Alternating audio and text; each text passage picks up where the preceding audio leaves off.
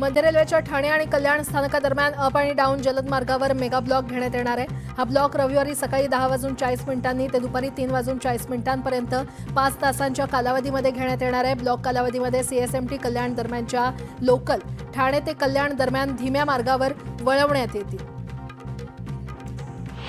Mono रेल्वेची सेवा आजपासून अनिश्चित काळासाठी बंद झाली आहे। या बंद दरम्यान जुन्या मोनो रेलचं नूतनीकरण, नवीन रेक सुरू करणं आणि अत्याधुनिक सिग्नलिंग यंत्रणा बसवण्याचं काम केलं जाणार आहे। मोनो रेलमधून दैनंदिन प्रवास करणाऱ्यांना आता पर्यायी वाहतूक व्यवस्थेचा वापर करावा लागणार आहे।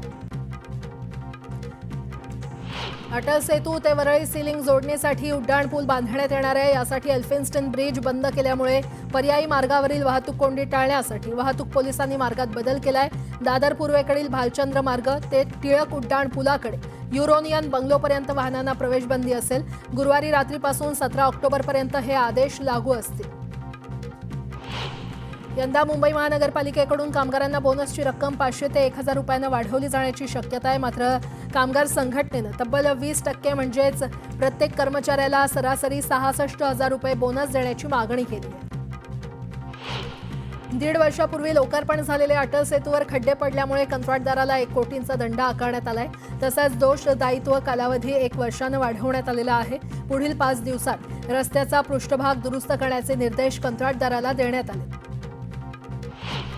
वडाळा कासारवडवली मेट्रो 4 मार्गिकेच्या पहिल्या टप्प्याच्या मार्गावर मेट्रो गाडीच्या चाचणीला येत्या सोमवारी सुरुवात होणार आहे। मुंबई महानगर प्रदेश विकास प्राधिकरणानं या मार्गावर यासाठी तयारी पूर्ण केली आहे। त्यामुळे आता या मेट्रोचा गायमुख ते कॅडबरी जंक्शन हा मार्ग सुरू होण्याच्या दृष्टीनं आणखी एक पाऊल पडलेलं आहे। मुंबई उच्च न्यायालयाला एका आठवड्यात दुसऱ्यांदा बॉम्बच्या धमकीचा मेल आला। सखोल तपासानंतर ही अफवा असल्याचं निदर्शनास आल्याचं अधिकाऱ्यांनी सांगितलं। या प्रकरणी पोलिसांनी अज्ञात व्यक्तीविरोधात गुन्हा दाखल केलाय। चोखंदळपणे निवडलेली रिटेल दुकानं, प्रशस्त पार्किंगसह रिअल इस्टेट प्रकल्पातून नवी मुंबई विमानतळाला मोठा महसूल मिळणार आहे। नॉन एरो सुविधांमुळे भारताची विमानतळं स्वयंपूर्ण व्यापारी परिसंस्था बनत असल्याचं चिन्ह असल्याचं नवी मुंबई विमानतळ कंपनीनं म्हटलंय। डेबिट कार्ड शुल्क किमान शिल्लक रकमेचं उल्लंघन केल्याप्रकरणी आकारला जाणारा दंड, हप्ता चुकल्यास होणारा दंड अशा विविध शुल्कांच्या माध्यमातून जून अखेरीच्या तिमाहीत बँकांनी 510 अब्ज रुपये मिळवलेत। या पार्श्वभूमीवर भारतीय रिझर्व्ह बँकेनं विविध शुल्क कमी करण्यासाठी बँकांना सांगण्यास सुरुवात केली आहे। मुंबई विद्यापीठातील शासन अनुदानित पदांवरून निवृत्त झालेले 127 शिक्षकेतर कर्मचारी आजही 2017 पासून प्रलंबित असलेल्या निवृत्ती वेतनाची वाट पाहत आहेत। या प्रतीक्षेत 12 कर्मचाऱ्यांचा मृत्यू झालाय। काही कर्मचारी गंभीर आजारांशी झुंजतायत, तर कुटुंबियांना मानसिक आणि आर्थिक संकटाचा सामना करावा लागतोय। मुंबई नवी मुंबईला जोडणाऱ्या अटल सेतूवरील नवी मुंबईच्या दिशेनं रस्त्याच्या लोकार्पणानंतर अवघ्या काही महिन्यातच दुरवस्था झालेली आहे। रस्त्यावर खड्डे पडलेले आहेत।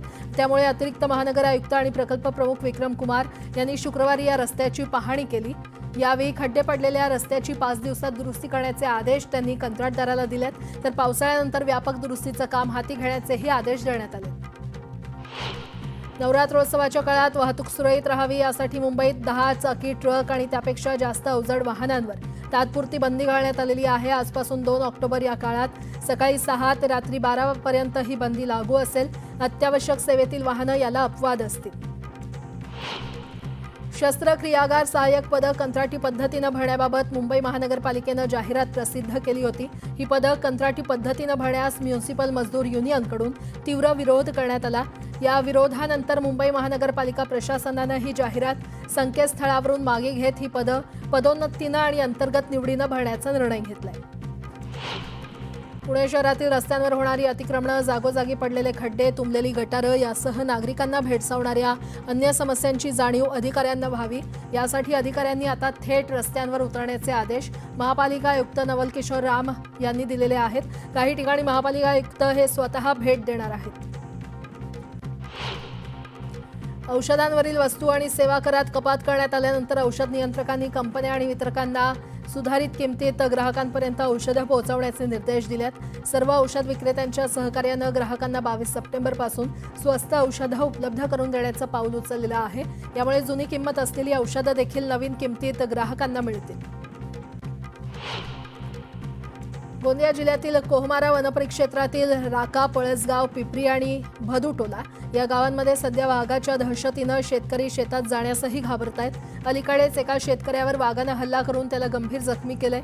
वनविभागानं ड्रोनच्या सहाय्यानं परिसराची पाहणी केली, मात्र वाघ अजूनही मोकाट आहे। खराडी येथील नवनाथपंथी दफनभूमी आणि मुस्लिम कब्रस्तानच्या पार्किंगची जागा केशवनगर खराडी नदीवरील पुलासाठी जाणार आहे, म्हणून कब्रस्तानच्या पूर्वेकडील दुसरी जागा पुणे महानगरपालिकेनं पार्किंगसाठी उपलब्ध करून द्यावी, तोपर्यंत येथील रस्त्याचं काम थांबवावं अशी मागणी करत मुस्लिम आणि नवनाथपंथी समाजानं आंदोलन केलं।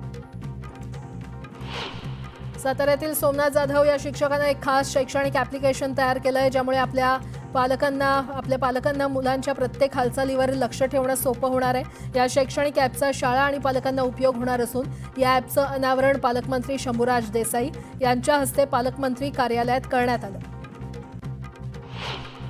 साताऱ्याच्या मोती चौकातील प्रतापसिंह मंडळाच्या आईसाहेब या देवीचा आगमन सोहळा मोठ्या उत्साहात पार पडला। पारंपरिक वाद्य आणि ढोल ताशांच्या गजरात सातारा शहरातील नागरिक या आगमन मिरवणुकीमध्ये सहभागी झाले होते।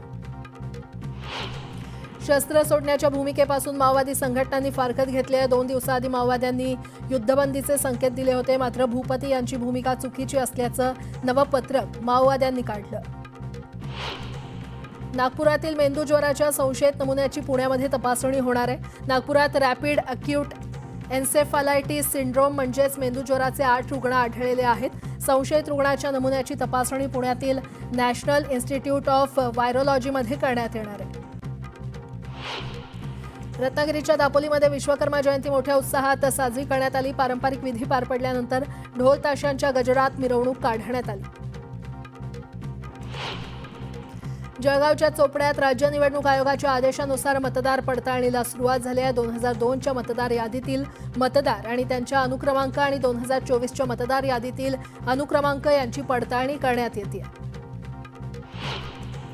सोलापूरकरांची हवाई सेवेची दीर्घ प्रतीक्षा संपली असून येत्या 15 ऑक्टोबरपासून सोलापूर विमानतळावरून सोलापूर मुंबई आणि सोलापूर बंगळुरू या 2 मार्गांवर नियमित प्रवासी विमान सेवा सुरू होणार आहे आणि त्यासाठीची बुकिंग प्रक्रिया आजपासून सुरू होईल। तुळजापूरमधील बस स्थानकाचं नाव आता श्री तुळजाभवानी बस स्थानक करण्यात आलेलं आहे, तर जुन्या बस स्थानकाचं नाव छत्रपती संभाजी महाराज बस स्थानक असं करण्यात आलंय।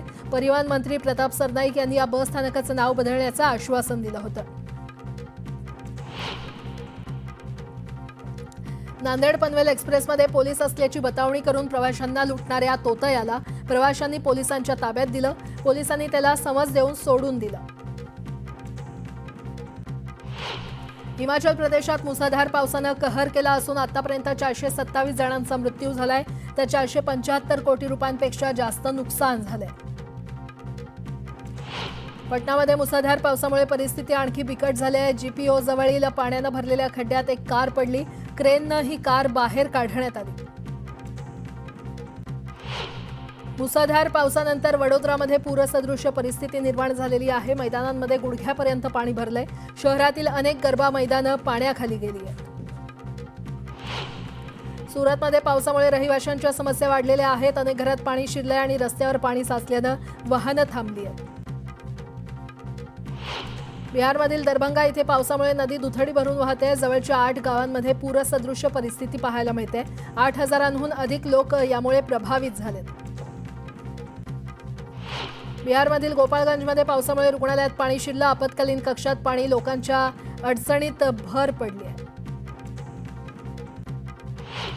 मणिपूरमध्ये लष्कराच्या वाहनावर हल्ला करण्यात आला। हल्ल्यामध्ये आसाम रायफल्सचे 2 जवान शहीद झाले असून अनेक जवान जखमी झाले। जम्मू आणि काश्मीरमधील किश्तवाडमध्ये सुरक्षा दलाची दहशतवाद्यांशी चकमक झाली। सुरक्षा दलांनी किश्तवाडमधील 2 ते 3 दहशतवाद्यांना घेरलं। जम्मू आणि काश्मीरच्या पुंछमध्ये सुरक्षा दलाचं सर्च ऑपरेशन सुरू आहे। 1 रायफल, 4 मॅगझीन आणि 20 हँड ग्रेनेड जप्त करण्यात आलेले आहेत। छत्तीसगडच्या कांकेरमध्ये बिबट्याचा वावर दिसून आलाय, त्यामुळे परिसरात भीतीचं वातावरण पसरलंय। नागरिकांना घरात राहण्याचं आवाहन करण्यात आलंय। मध्य प्रदेशच्या उमरियामध्ये जंगली हत्तींनी गोंधळ घातला। हत्तींच्या हल्ल्यामध्ये आतापर्यंत 3घांचा मृत्यू झालाय। इस्रायलनं गाझावरील हल्ल्याचा व्हिडिओ जारी केलाय। हल्ल्यानंतर शेकडो लोक हे घटनास्थळावरून पळून जाताना दिसले.